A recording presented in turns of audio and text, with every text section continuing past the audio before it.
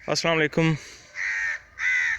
Imtiaz and Panjotha from Sargodha.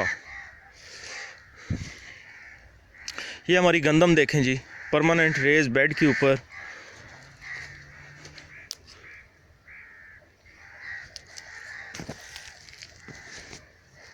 Seedless lemon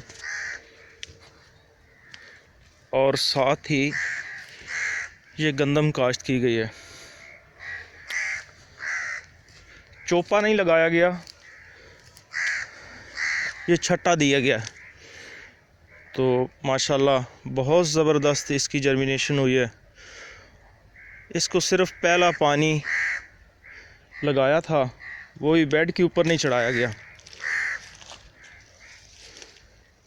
ये जो water channel बने हुए हैं इसके अंदर पानी दिया गया था और माशाल्लाह बहुत ज़बरदस्त गंदम की जर्मिनेशन हुई है। और साथ ये लेमन, इसकी मल्चिंग की गई है नीचे से।